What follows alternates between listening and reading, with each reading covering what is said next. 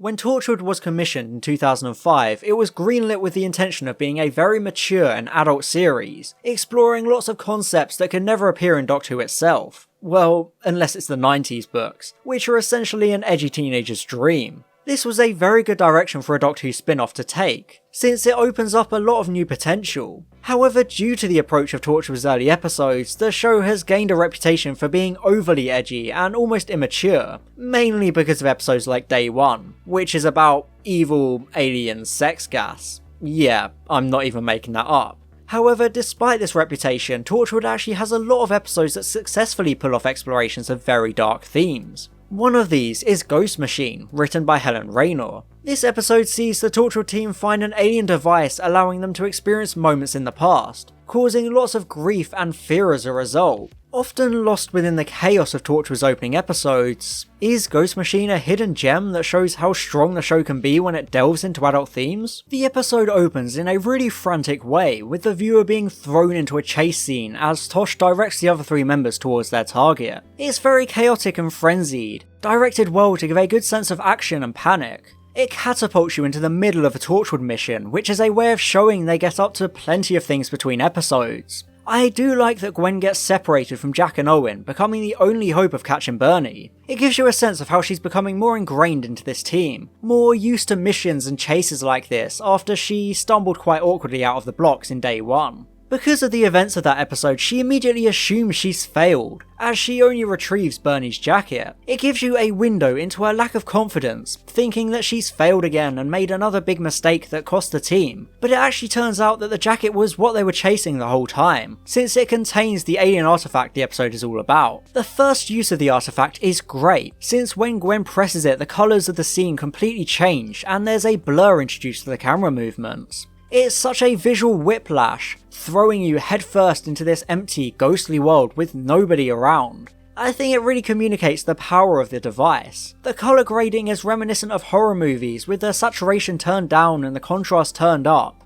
making it very grey, blue and sterile, adding such a ghostly feel to the moment. The appearance of the World War II evacuee is so eerie, and Eve Miles does a great job of showing Gwen's confusion and fear, since she's found herself thrown into this ghostly realm so suddenly. You can imagine how terrifying an encounter like this would be, especially since Gwen explains that she could feel the fear and emotion of the little boy. I think it's a fantastic cold open that really sets the tone of the episode, and the effects of the artifact on whoever uses it, since the episode later establishes that you feel the emotions of the people in the memories you see. I also think it shows how much the team has had to deal with in the past that they don't immediately dismiss Gwen's claims of the device. They don't call her crazy or think she's hallucinating. Well, apart from Owen. This is a team that has had to fight aliens as their day job, so I like that they embrace Gwen's story and follow it up by tracking down the little boy to where he is now. They take it seriously, which just shows what this crazy world of Torchwood is like. They end up tracking down the boy from the station, who is now an elderly man living out a peaceful life in Cardiff. I like that Gwen gets the story first hand from Erasmus, him explaining his fear at being evacuated and getting lost at the station after a mix-up.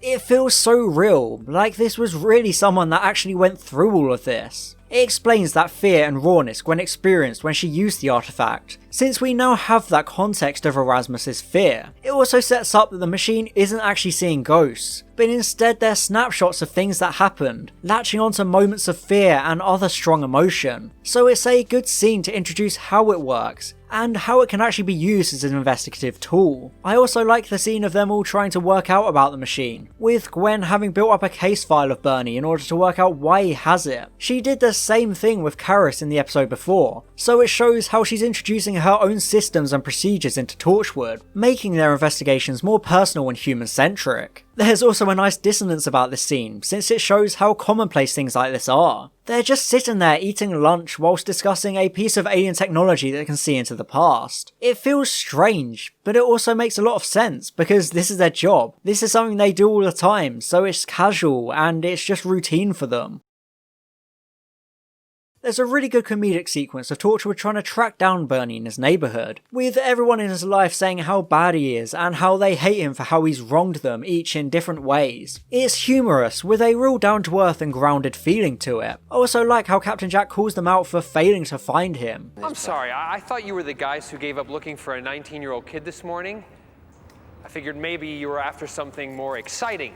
He's completely right to call them out here. These are highly qualified alien hunters, yet can't seem to track down a regular teenager, just giving up so easily because they almost feel like this kind of investigating is above them, since they have all this fancy alien tech and procedures. It also shows a bit more edge for Jack, who was previously very lenient with the team and light-hearted, joking around with them a lot. This moment here shows that he knows when to draw the line and be harsh to his team to get them to get in line. It makes sense since at the end of the day, he's their boss. He has to call them out for not performing sometimes. Even though he acts friendly and they get along, they still have a job to do. And I think it's good to give him that edge here, as he suggests they try to replicate the train station chase scene to see if they can use the machine again, to get another vision like Gwen had. However, instead of having to replicate the chase, Owen finds that the artifact reactivates as they're walking underneath a bridge. I think it's a very good narrative decision to have him be the second one to use it. The episode mainly focuses on Gwen again, but Owen is the second most prominent character. It finally puts him in the spotlight, showing him as more than the snarky, wisecracking cynic of the group,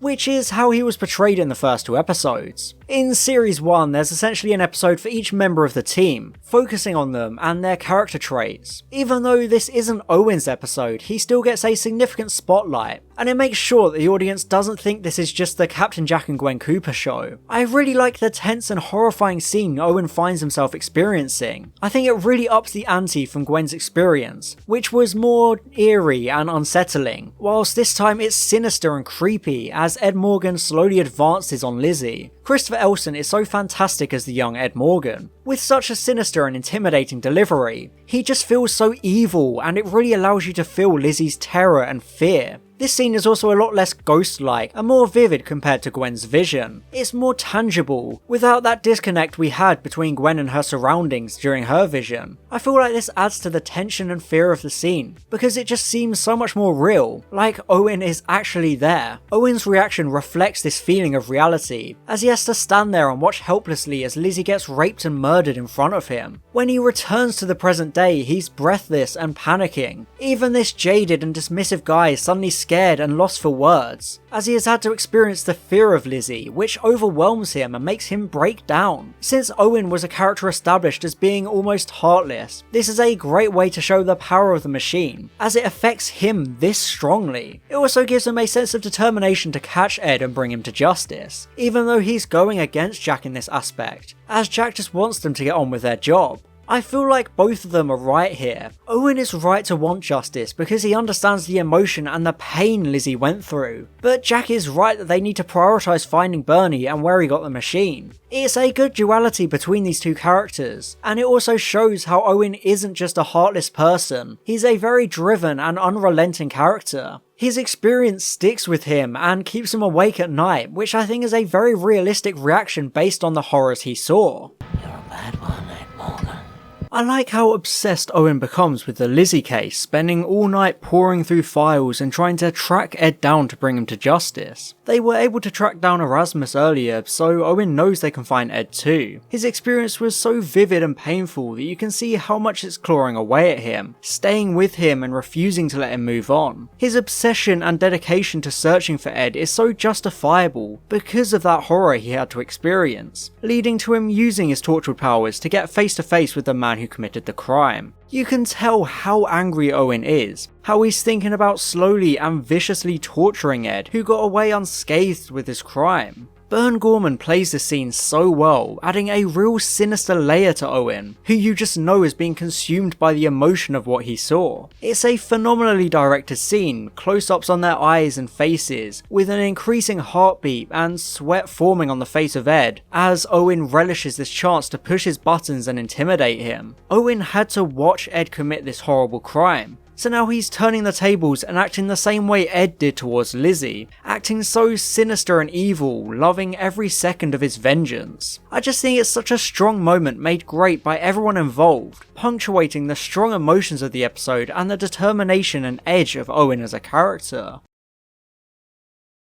But as I mentioned earlier, this episode is as much about Gwen as it is Owen. Since Gwen is the central protagonist of Torchwood, Ghost Machine continues to explore her introduction to the organisation, and how she's struggling to find a balance between this new life and her old, normal life. This comes early on with a phone call between her and Reese. It feels like a real exchange, starting with him asking about doing the washing, but then he gets frustrated about not knowing if Gwen will even be coming home. He can deal with the secretive nature of her new job, but he just wants to know if his girlfriend will be home at the end of the day. It's so human of him because he's the main thing tethering Gwen to reality and keeping her human, but she's slipping away by being so absorbed in her otherworldly work. These issues had been set up in day one, but it coming back up here shows that it's a constant issue, it won't just go away. It reminds me of the scene with Mickey and Rose in Boomtown, where Mickey is fine with Rose travelling with the Doctor, but he just wants her to be coming back for him. But I just need something, yeah, some sort of promise that when you do come back, you're coming back for me.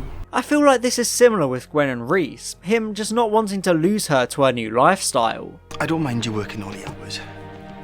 I really don't. Just as long as you still want to come home at the end of it all.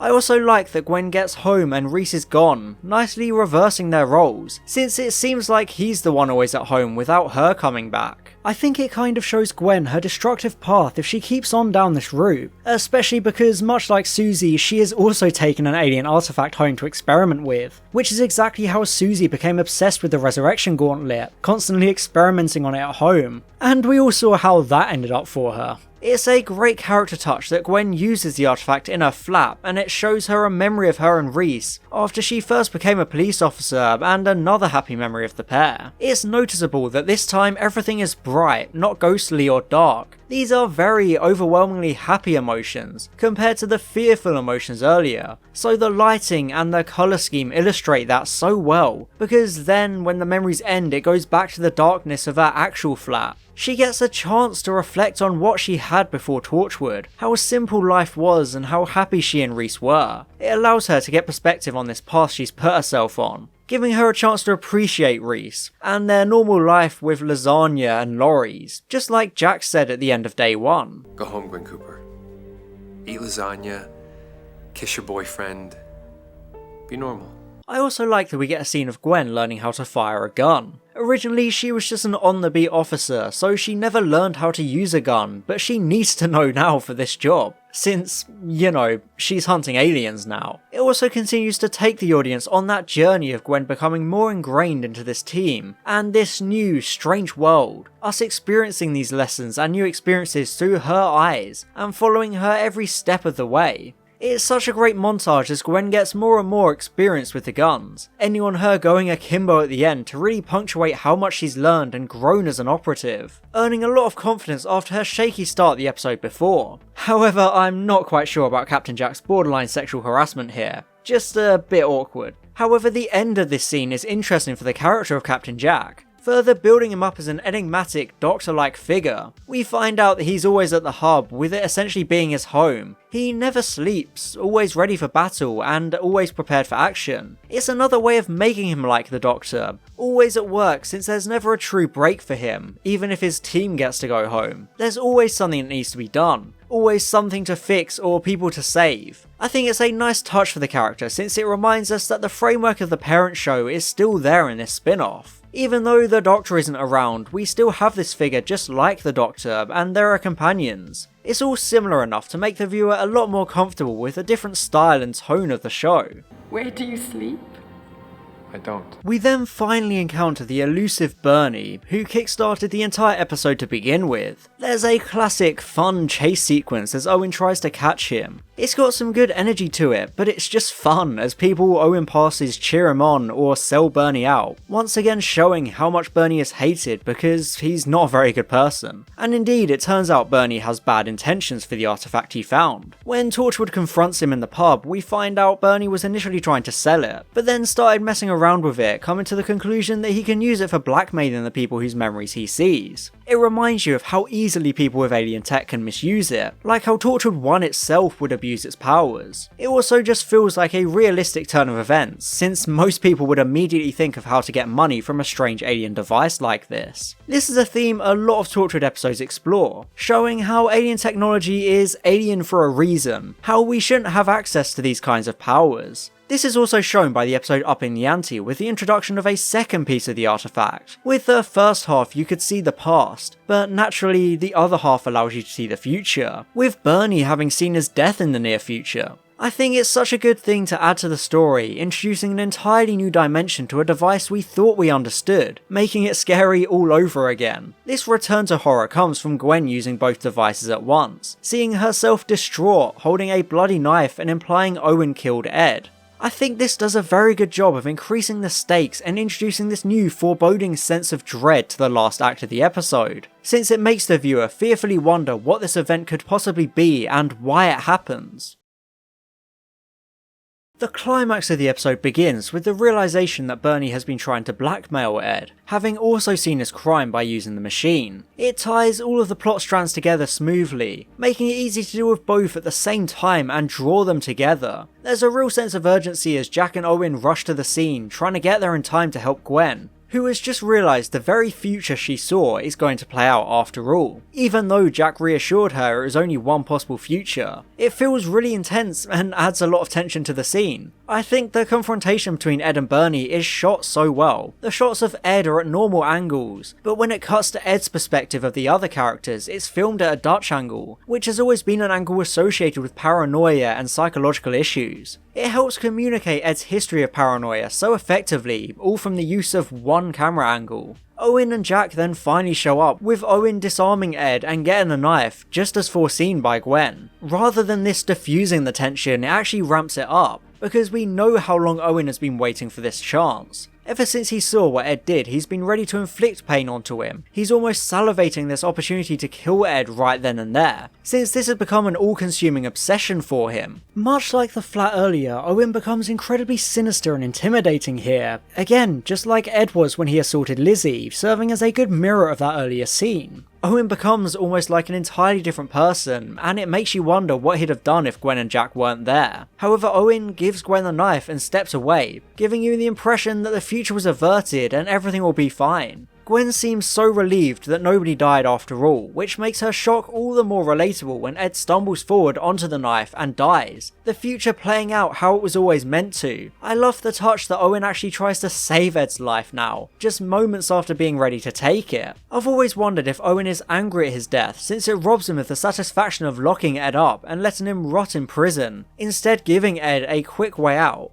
I know I always go on about post-action in these reviews, but the post-action here is once again great. Gwen is in complete shock and trauma since she accidentally killed Ed, which we can only assume is the first time she's ever taken a life, so you can really understand her reaction. It seemed so certain she had averted the future, but it still ended up happening, just in a different way, so it feels like a natural reaction for her to be so shaken up. As Jack explains, the future isn't for us to see. Ghost Machine is all about seeing too much, how we shouldn't have these powers. If you're like Owen and see into the past, you become consumed by it. If you're like Gwen and see into the future, you're a slave to it. A device like this just isn't for a species like ours. We can't cope with that power. We're ruled by the laws of time, and they will not obey us. So we have to live in the present, and that's all we're meant to experience. I think it's a really good commentary and piece of subtext about the perils of any form of time travel, how dangerous and consuming this kind of knowledge can be for people. I also like the very final scene with Jack's amazing speech, which sounds like it could honestly be straight from the Doctor themselves. He talks about the energy and the life of the city, how we just have to live with all the ghosts and the shadows of our world. It's such a well written and well performed speech, continuing that parallel between characters, once again making Jack an analogue for the Doctor.